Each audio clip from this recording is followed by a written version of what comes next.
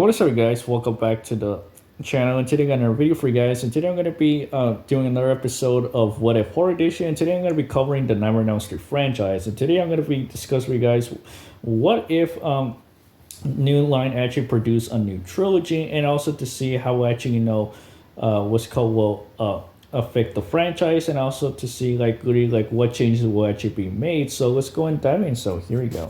All right, so like when Freddy's Dead came out in 1991, it literally became a bomb at the box office, and then it wasn't received well by critics, and also it was actually considered to be what's called.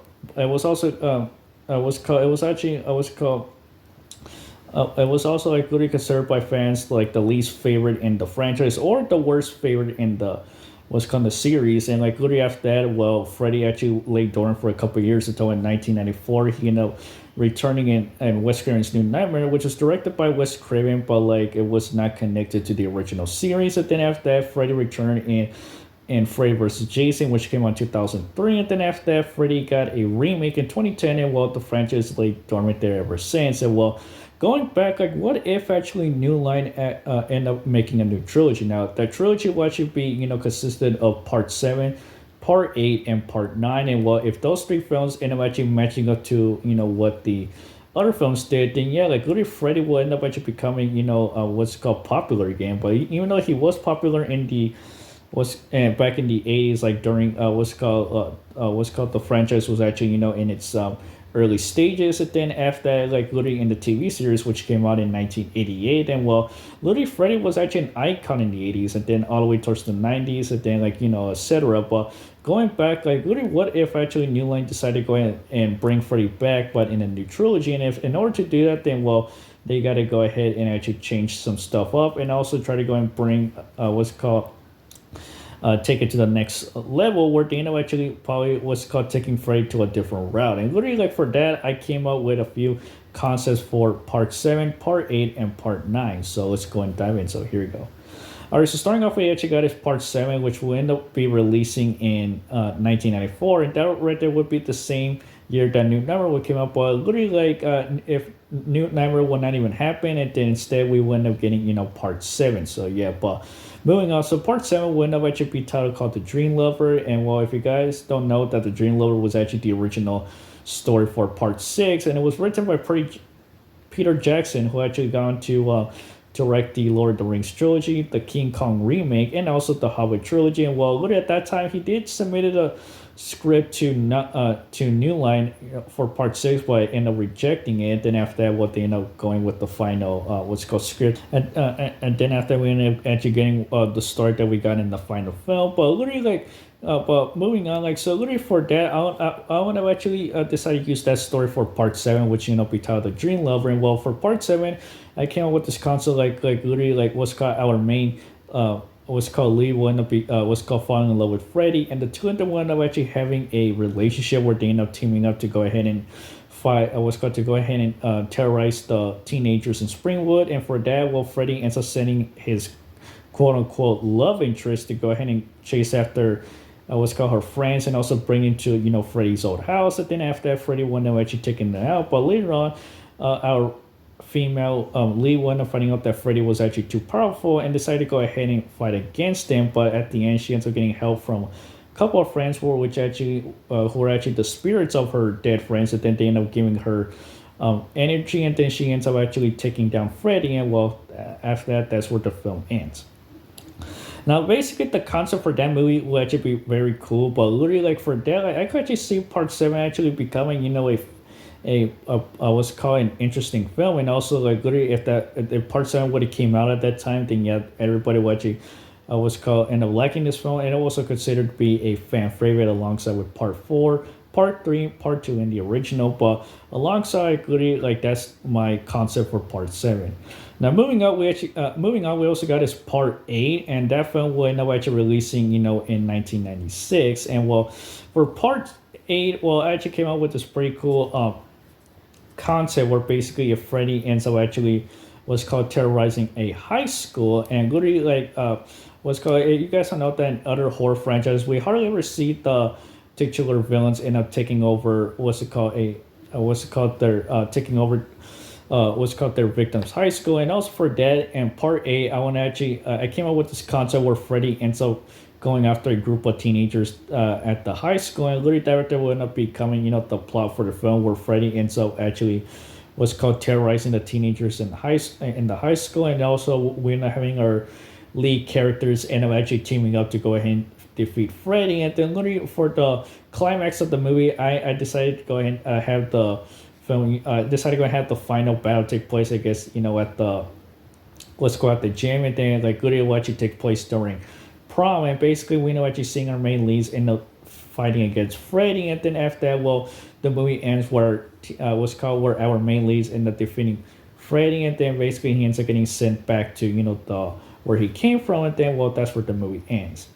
Now, honestly, the concept for that film, I know that some of you guys I know some fans are not gonna go ahead and like it, but hey, like that's the concept. But I came out for part eight, and like if that film would have came out, then yeah, it would kind of done like whatever. But unless if they did change a few things, then yeah, I will actually make it better. But moving on, we actually got is the final entry, which is part nine, which will end up actually releasing in 1999, and well, that film will end up actually was called seeing Freddy actually was called fighting against what's called a new lead. And basically this what's called this lead is actually will actually be a what's called our male protagonist. And then well, literally in this film I came up with this concept where basically Freddy ends up teaming up with our male lead who's actually been bullied. And basically and then like what's called he ends up using Freddy to go and actually fighting against the bullies. But we end up actually finding out that his girlfriend, who's actually our second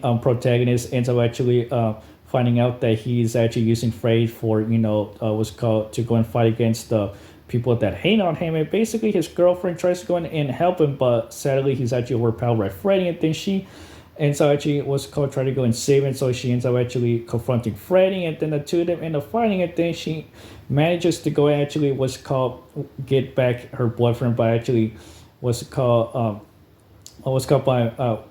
end up actually making him that by end up actually telling him that what's called that she loves him. And then after what's called she ends up bringing she ends up bringing him out of Freddy's power. Then after Freddy ends up disintegrating, and then well, that's actually gonna pretty much it. And literally yeah, so that's the concept I came up for part nine. I know that right there kind of sounds kind of interesting, but literally like what's called if they at that time if the film would have released, then yeah, it would have been a bit different. So yeah, but anyway, moving on.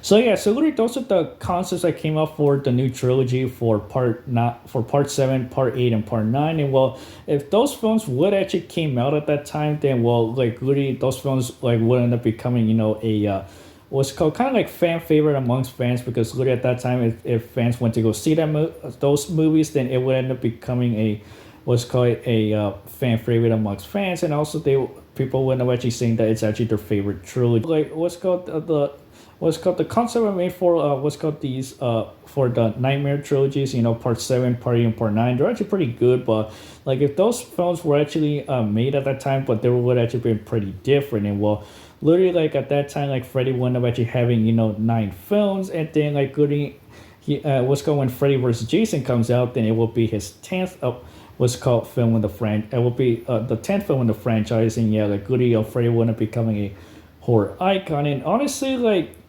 speaking of that, basically if those films would have actually came out, like literally they had but jumping to conclusion, if those films would have came out at that time, then they had to go ahead and somehow connect to Freddy's Dead. And like literally the reason why I bring up Freddy's Dead, because the film took place in the opening crowd, the film took place in 1999, which was 10 years after part 5. And also for what's called this new trilogy to work, well, the film these 3 films had to go and take place before the events of part 6. Like for example, like part 7 which it came out in 1994, part 8 what came out in 1996, and also for part what's called 9 it what came out in 1998, but it will probably end up taking place maybe like 2 years after part 8, so I guess in 1998. And honestly, well, director will actually make sense there, because literally because in 1999 what's called Freddy is actually what's called already taking care of the last victims of Springwood. And then after that he ends up getting defeated, and then after that like literally he'll end up returning in Freddy vs. Jason. But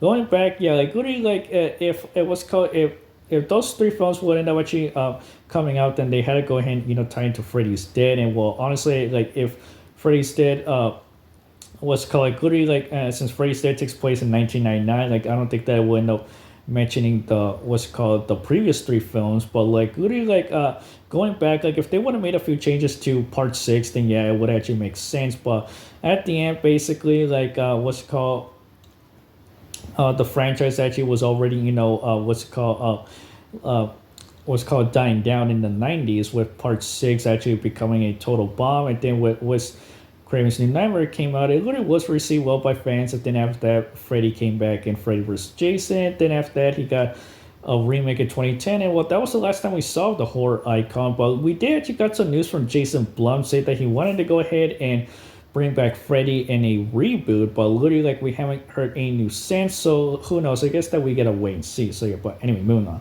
Well, there you have it, guys. So if you guys enjoyed the video, go ahead and subscribe to the notification. I'll see you guys later.